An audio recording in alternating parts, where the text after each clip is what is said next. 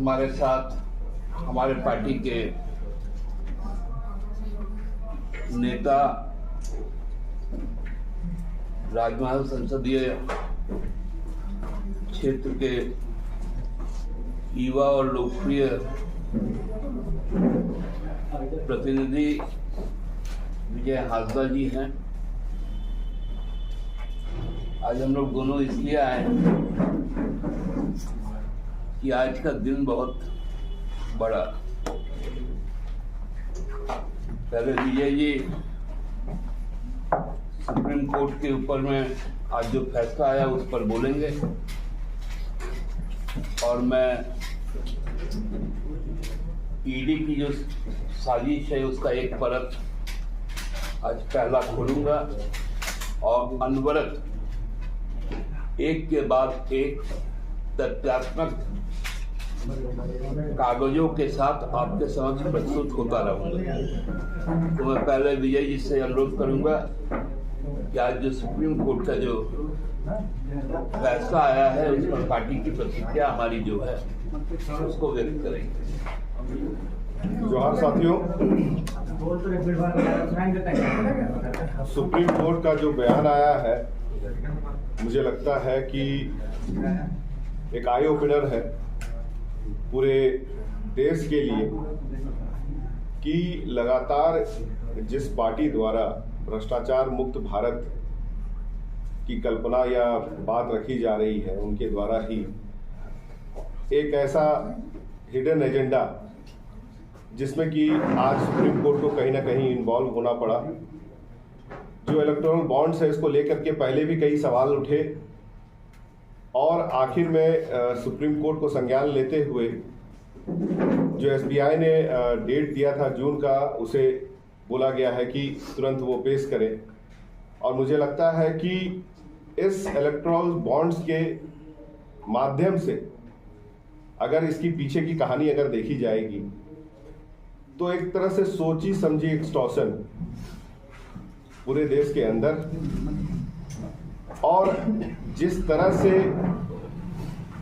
Power के misuse को लगातार केंद्र कर रही है उसका भी आप कह सकते हैं ये एक जरिया जिसके माध्यम से बीजेपी सरकार ने अपने सरकार में रहते हुए इन इलेक्टोरल बॉन्ड्स के माध्यम से एक बहुत बड़ा रकम कई कंपनियों द्वारा अपने यहाँ अर्जन किया, जो कि मैं कह सकता हूं कि अब इन द ओपन आना चाहिए। बहुत समय से इस चीज़ की हम लोग मांग कर रहे हैं और सुप्रीम कोर्ट ने जो आज फैसला लिया है उसका हम स्वागत करते हैं।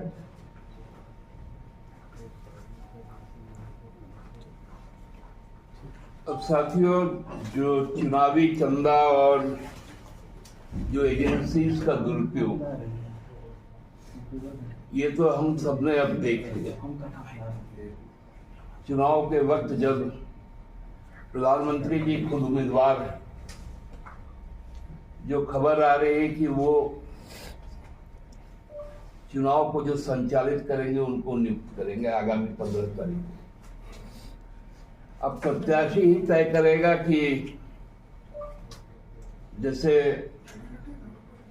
दूध का रखवाली के लिए बिल्ली को बैठाया जाता है, उसी तरह वोट की रखवाली में मोदी जी बैठेंगे तो हाल क्या होगा आप लोग जानते हैं। पूरा खेल था ईडी का यहाँ पर जल, जंगल, जमीन और जानवर के ऊपर कब्जा करने। उस पर जब हेमंत बाबू ने रोक लगाई तो एक कहानी गढ़ा गया।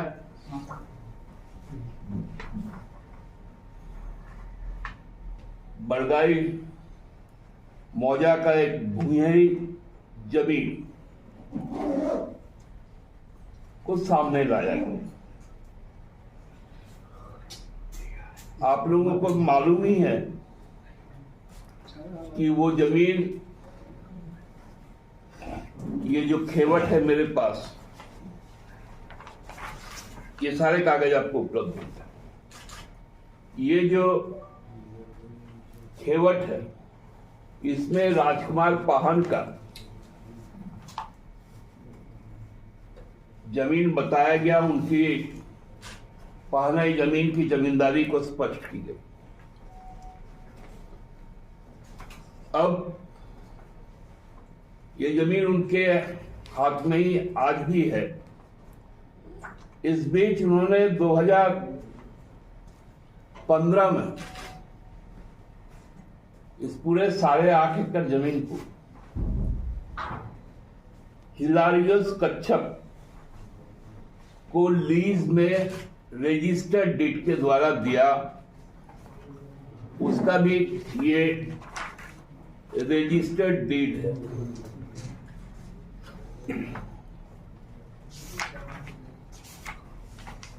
ये रजिस्टर्ड डीड है जिसमें उनका फोटो, उनका सब कुछ अंकित है। हिलारियस कच्छप ने इस जमीन को खेती के लिए लिया था और उसके लिए उन्होंने बिजली विभाग को बकायदे ये फॉर्म भरा था बिजली के लाइन के लिए। बिजली का केवल लाइन नहीं, उनको मीटर भी उपलब्ध करवाया गया और समय समय पर उनके द्वारा बिल भी भुगतान हुए। ये देखिए, ये उनका आधार कार्ड भी दिया गया था।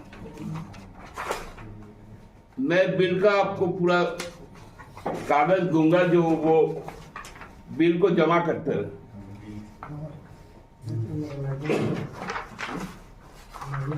ये बिल का कागज है, ये सारी कागज आपको उपलब्ध होंगे। तो आप सवाल ये उठता है, जैसे एसबीआई का आज पोल खुला, अब ईडी का भी पोल खुलना शुरू हुआ। अब ईडी भी स्पष्ट रूप से समझ गई है कि उनके साजिश में जो अदानी का और मोदी जी का जो प्लान था, जिसको एग्जीक्यूशन अमित शाह जी ने किया ईडी के द्वारा, वो किस धरातल पर है। ईडी की सच्चाई अब डॉक्यूमेंट के तौर पे हम लोगों के पास उपलब्ध है। तो 2008-9 से उस पर कहां से हेमंत सोरेन जी गए?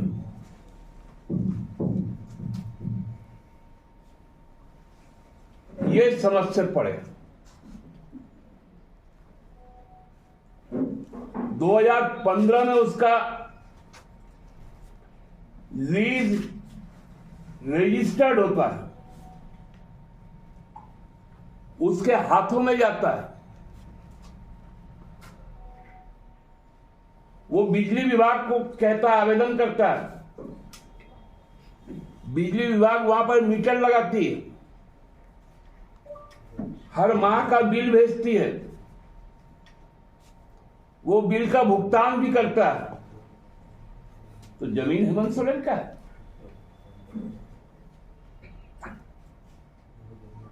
ये कौन सा नाटक होगा?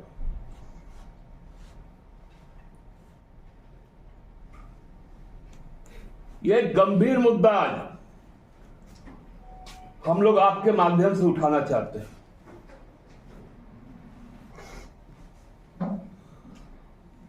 कि उस जमीन पर ईडी का जो क्लेम है, जो एक परसेप्शन बनाया गया, एक कर्मचारी को लेकर घुमा गया,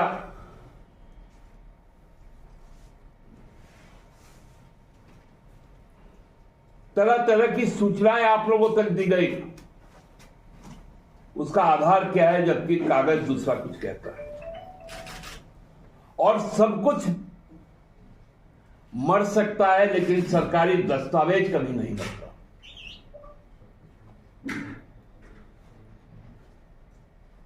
खाता खेवट खतियान कभी नहीं मरता।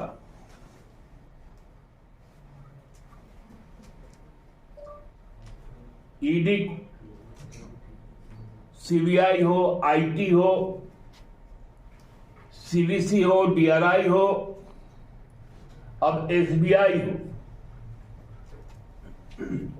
इन सबका जो नेक्सस है, और ईसीआई तक हो, क्योंकि अब ईसीआई को तय करेंगे प्रधानमंत्री जी, गृह मंत्री जी, जो दोनों भाजपा के अधिकृत उम्मीदवार हैं। दोनों तय करेंगे किस तरह से फर्जीवाड़ा किया जाए चुनाव में। उनके सांसद कहते हैं कि हम 400 पार इसलिए जाना चाहते हैं ताकि संविधान को बदल दें। तो आज ये लड़ाई केवल हेमंत सोरेन की नहीं, आज ये लड़ाई देश के संविधान को बचाने की, देश के लोकतंत्र को बचाने की। आज बताना चाहिए चुनाव आयोग को और ईडी को भी कि आपने जिनको आपने छापा मारा, सीबीआई, आईटी, ईडी, वैसे उद्योग घराने पिछले 6 महीना में कैसे 335 करोड़ रुपए भाजपा के खाते में डाले, और ये तथ्य के साथ है।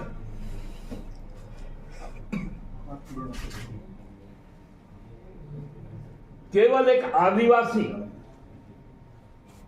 उसका गुनाह ये कि उन्होंने अस्मिता के साथ समझौता नहीं किया,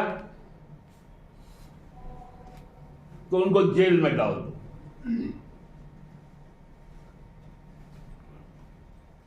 इसका प्रतिकार होगा, और कई पहलू है ईडी का जिसको क्रमवार हम लोग खोलेंगे आपके पास। कुछ रिकॉर्ड्स हमारे पास आए हैं, कुछ की इंतजार है। इसलिए आज का यह पहला केस था कि जमीन का नेचर आपको बताए, और कल जब कुछ और बताएंगे कि उस जमीन को 17 लोगों के बीच में 4-5 बार बेचा गया,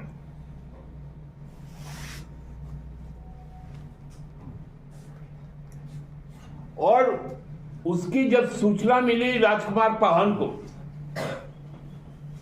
तो उन्होंने जब आवेदन दिया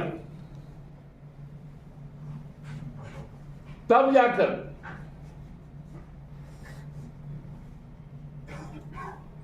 उसकी जांच हुई, सारे डिड कैंसिल किए गए, और राजकुमार पाहन को उसका मालिकाना हक पुनर्वापस किया गया। यह संपूर्ण कांड है। आपको डॉक्यूमेंट भी मिल जाएगा। बहुत बहुत धन्यवाद। धन्यवाद इसलिए भी